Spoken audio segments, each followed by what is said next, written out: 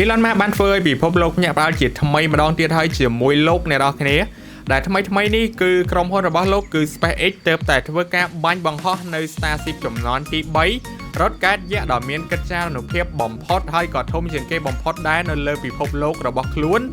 ទៅកាន់លំហអាកាសជាលើកដំបូងនៅក្នុងការធ្វើតេស្តដ៏អស្ចារ្យដោយទទួលបានផលជោគជ័យជំរាបសួរពុកម៉ែបងប្អូនទាំងអស់គ្នាជួបជាមួយនឹងខ្ញុំបាទលីហួរនៅវីដេអូថ្ងៃនេះផងដែរខ្ញុំនឹងនិយាយអំពីយានអវកាស Starship ចំនួនទី3របស់ SpaceX ដែលជាក្រុមហ៊ុនរបស់លោក Elon Musk កាលពីថ្ងៃសុក្រទី22ខែឧសភាឆ្នាំ2026នេះ SpaceX ទើបតែធ្វើការបញ្ចប់ការហោះហើរតេស្តសាកល្បងលើកទី12នៃយានអវកាស Starship ចំនួនចុងក្រោយរបស់ខ្លួនរថកែតដ៏មានអានុភាពបំផុតនៅក្នុងប្រវត្តិសាស្ត្រទើបតែបានហោះទៅកាន់ពិភពលោកនៅក្នុងការបង្ហាញថាមពលដ៏អស្ចារ្យនិងបច្ចេកវិទ្យាទំនើបចុងក្រោយការតេស្តសាកល្បងនេះផងដែរត្រូវបានគេចាត់ទុកថាគឺជាការតេស្តសាកល្បងដ៏មានហានិភ័យខ្ពស់ខ្លាំងបំផុតសម្រាប់យានអវកាសជំនាន់ថ្មីដែលត្រូវបានកែប្រែឲ្យប្រសើរឡើងវិញខណៈពេលដែលក្រុមហ៊ុនរ៉ុកកែតរបស់លោក Elon Muskជិតឈានទៅដល់ការចុះបញ្ជីជាសាធារណៈដែលបំបែកកំណត់ត្រាទៅហើយការហោះហើរលើកដំបូងរបស់ Starship ចំនួនទី3ដែលត្រូវបានរចនាឡើងដើម្បីអាចឲ្យមានការបាញ់បន្ទះផ្កាយរណប Starlink ជាច្រើនហើយញឹកញាប់ជាងមុន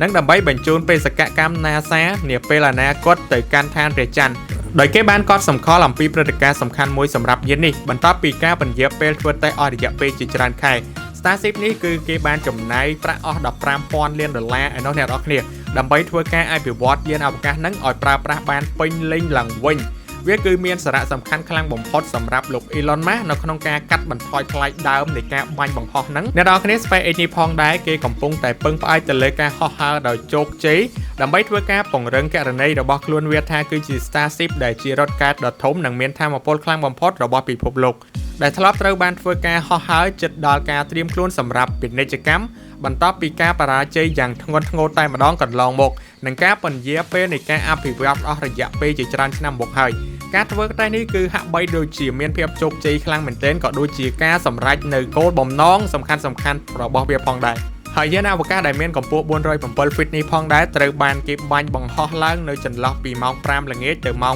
6ល្ងាចពីកន្លែងដែលផលិតរបស់ SpaceX នៅក្នុង Starbase នៃរដ្ឋ Texas នៅលើឈូងសមុទ្រ Mexico ហើយនៅក្នុងកំឡុងពេលនៃការបាញ់បង្ហោះ Starship ចំនួនទី3នេះ SpaceX ក៏បានធ្វើការ live វីដេអូផ្ទាល់ជាក់ស្ដែងអំពីសកម្មភាពទាំងអស់នោះផងដែរអ្នកនរគ្នាដោយម៉ាស៊ីនរបស់វាបានបន្លឺឡើងយ៉ាងរស់រវើកតែម្ដងនៅក្នុងអណ្ដាតភ្លើងនិងបញ្ចេញនៅពពកគេហៅថា haze អ្នកនរគ្នាជាចំហាយទឹកហ្នឹងហើយនឹងផ្សែងហុយជាច្រើនខ្លាំងមែនទែនបន្ទាប់ពីធ្វើការបាញ់បង្ហោះការធ្វើតេស្តនេះបានបញ្ចប់ក្នុងរយៈពេលប្រហែលជា1ម៉ោងក្រោយមកនៅពេលដែល Starship បានឆ្លងកាត់ធ្លាក់ចូលទៅក្នុងបរិយាកាសផែនដីយ៉ាងសន្ធោសន្ធៅតែម្ដងហើយបានធ្លាក់ចូលទៅក្នុងមហាសមុទ្រឥណ្ឌាដោយបានហោះឡើងដូចជាការគ្រោងទុកមុនអញ្ចឹងអ្នកនរគ្នាចំណែកឯយាន Super Heavy របស់វាវិញគឺបានធ្លាក់ដាច់ដោយឡែកនៅក្នុងឈូងសមុទ្រ Mexico បន្ទាប់ពីការបាញ់បង្ហោះអស់រយៈពេលជា 5-6 នាទីទេអ្នកនរគ្នាគឺវាហោះបានរយៈពេលខ្លីទេវាបំបែកខ្លួនហើយវាធ្លាក់មកក្នុងឈូងសមុទ្រនឹងវិញតែម្ដងហើយបន្ទាប់ពីបេសកកម្មនេះទទួលបានជោគជ័យដោយការគ្រោងទុកនោះបុគ្គលិករបស់ SpaceX ជាច្រើនគឺមានការអបអរសាទរសប្បាយរីករាយខ្លាំងមែនទែនអ្នកនរគ្នាបច្ចេកវិទ្យារបស់ពិភពលោកគឺដើរទៅមុខលឿនខ្លាំងមែនទែនហើយរីកចម្រើនខ្លាំងណាស់អ្នកនរគ្នាជាពិសេសគឺករណីដូចជា SpaceX Starship ចំនួនទី3នេះផងដែរគេក្រុងនឹងធ្វើការសហការជាមួយនឹងអង្គការ NASA ដើម្បីធ្វើការសហការគ្នានៅក្នុងថ្ងៃអនាគតដើម្បីធ្វើការហោះហើរឡើងទៅក្នុងឋានព្រះច័ន្ទនឹងឯងអញ្ចឹងវីដេអូមួយនេះក៏បានមកដល់ទីបញ្ចប់ផងដែរអ្នកនរគ្នាអរគុណសម្រាប់ការចូលទស្សនាកុំភ្លេចជួយចុច like ចុច subscribe ចុច share ម្នាក់មួយផងអរគុណច្រើនជួបជាមួយនឹងខ្ញុំបាទលីហួរនៅវីដេអូបន្តទៀត